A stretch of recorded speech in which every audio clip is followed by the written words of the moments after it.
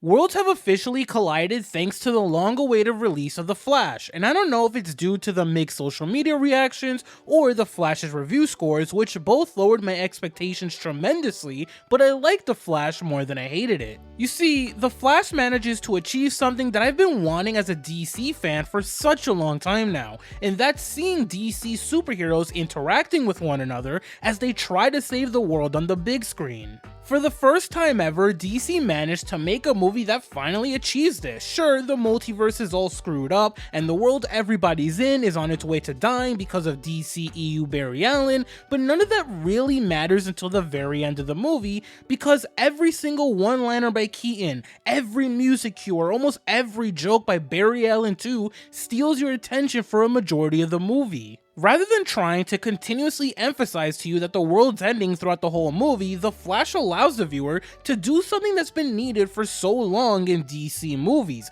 and that's allowing you to get lost in the smaller character moments. As Michael Keaton, Sasha Calle, and both Ezra Millers are talking to one another, bantering with one another, or teaching each other something, you can't help but find yourself having a good time. We've gotten to experience getting lost in all of the smaller character moments in the MCU for so long that I often feel like we've taken that aspect of the MCU for granted. So to see this finally happen for the first time ever in a DC movie starring multiple DC characters genuinely feels refreshing, even if it shouldn't.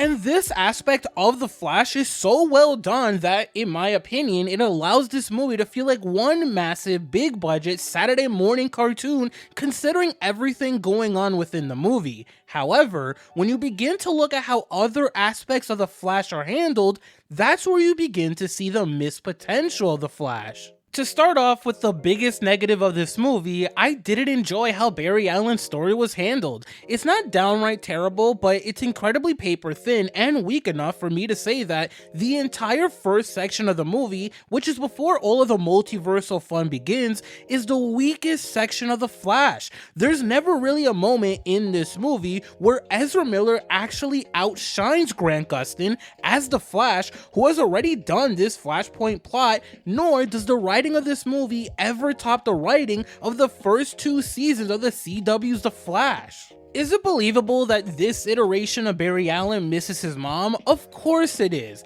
Now, is it believable enough for us to buy into him wanting to run back in time and save his mom, which in turn messes up the entire multiverse? Nope, not in this movie.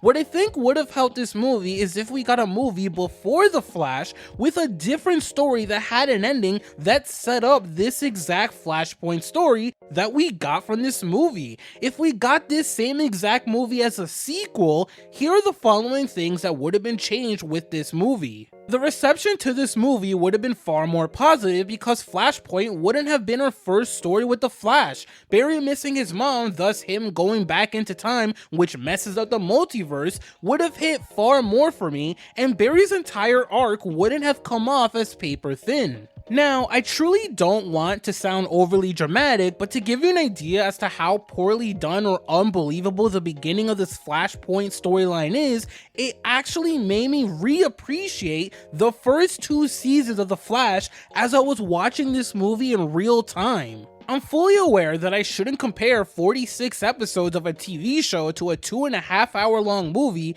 but the point I'm trying to emphasize here is that the lack of setup for Barry's arc in this movie brings this movie down a bit for me. There could have and should have been a different origin movie that ends with Barry reminiscing about his mom, which leads to him being sad and wanting to go back in time. The payoff would have been so much better, and it would have added far more depth to what is otherwise a paper-thin plot point in this movie. That's why the CW managed to successfully get us to buy into Grant Gustin's Barry being sad and going back in time to save his mom, even though we as an audience all knew it had massive repercussions. It had all of the key setup required to make the viewers get emotionally invested into its Flashpoint storyline. This type of setup matters, and it would have not only helped make The Flash feel like a much better movie despite this key flaw getting outweighed by all of the incredibly fun multiversal stuff in this movie, but it would have made the two Barry dynamics so much better. On the technical end of things, yes,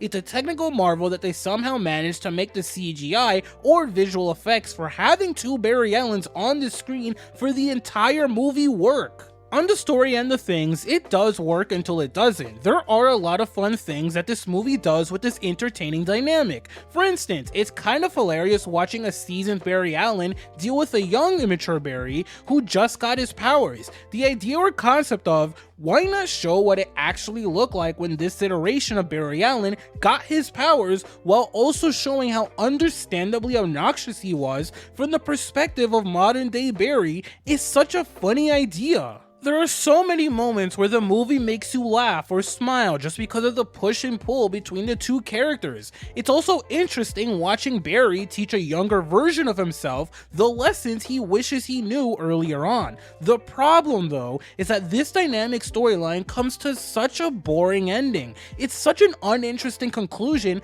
that it kind of ruins the experience you just had after spending such a long time watching these Barrys work together.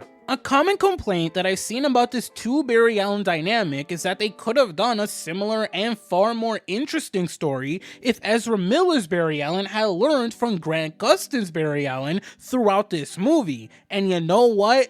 I agree with the people saying this. A much more seasoned superhero teaching the lessons he learned from resetting the timeline himself to a younger Barry Allen who repeated the same mistake would have made for a far more compelling story. It also would have been even more entertaining to see Grant's Barry, who's used to being a team leader and working with others, bantering and strategizing with Michael Keaton's Batman as well. That would have been far more fun, far more interesting, and it could have led to Grant Gustin's Flash getting an insanely cool and well-deserved heroic moment of him turning back time for the sake of the entire multiverse at the end of the movie. Would I've cared if we ultimately still got the same ending regarding where the DCEU now sits timeline-wise? Nope, not at all. That would have still worked for me. However, I think there would have been so much more interest for this movie if they did that instead. Plus, there would have been a lot more references, cameos, Easter eggs, or lessons that this movie could have played with if they used Grant's Flash in this film instead. It's genuinely not a bad idea at all, and just from the simple theorizing as to what that could have looked like, I can easily say that it's far more interesting than what this movie did. This brings me to what probably disappointed me the most about The Flash, the lack of Sasha Calle's Supergirl. For all intents and purposes, despite this movie being named The Flash, this is basically a Michael Keaton Batman movie. And sure, we've known that since the first ever trailer for this movie. However, I've been so excited to finally see what this movie ends up doing with Sasha's Supergirl.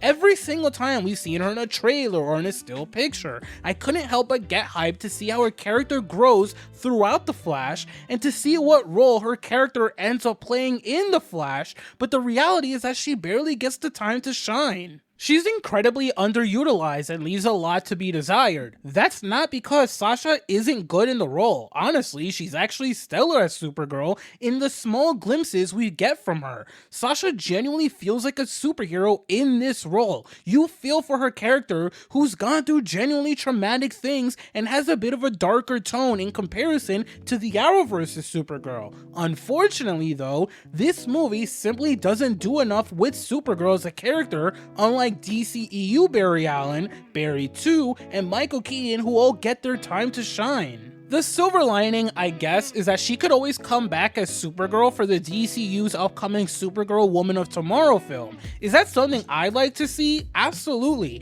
From what we've seen in the movie, it's clear as day that Sasha put so much love into her Supergirl, and she absolutely deserves an entire movie dedicated to fleshing out that character. My biggest hope is that if we don't get to see her reprise the role, we at least get to see bonus footage of Supergirl whenever the Flash gets its physical Blu-ray release because I do want to see more of Sasha's Supergirl. On a much more positive note, I can easily say that this movie did a phenomenal job at handling Michael Keaton's return as Batman. The Batcave looked absolutely stellar, the iconic Batman '89 theme constantly replaying during all of Keaton's moments consistently landed, and Michael Keaton feels like he never left the role of Batman. From the minute he's on the screen to his final moments on screen, he's the star of this movie, and probably the only reason this movie is going to get a ton of replay value when it comes to streaming services. His return is so hype, and as a Batman fan who's covered every Batman movie to date,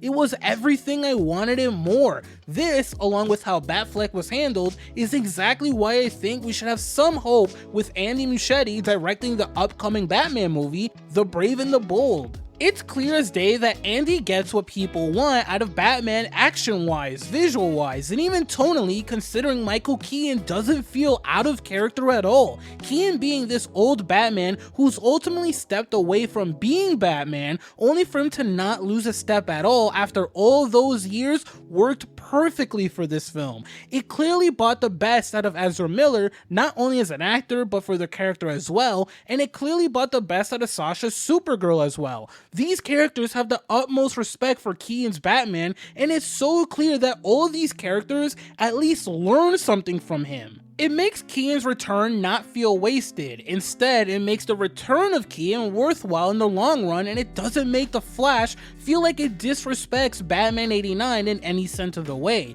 While it might not be the most hyped thing in the world, I'm glad Keaton got to return as Batman on screen. It's something that will allow this movie to age positively as time goes on. Ultimately, The Flash is a genuinely good superhero team-up crossover movie that nails everything that MCU has shown us across the various Marvel's Avengers films. Fun banter among characters, action moments that are legitimately hype, and callbacks that'll make you legitimately smile like the biggest idiot in the world because you can't believe the things that are happening throughout this movie. However, The Flash fails to be a good Flash film. The Flashpoint plot shouldn't have been the first plot for a Flash movie. The two Barry Allen dynamic could have been much more interesting had this film starred Grant Gustin with Ezra Miller alongside him, and this movie never really surpasses the quality of the CW's take on the Flashpoint storyline. Although that last one may be a little unfair to say, it's true. I found myself appreciating the Flash show all over again because of how paper thin this Flashpoint storyline is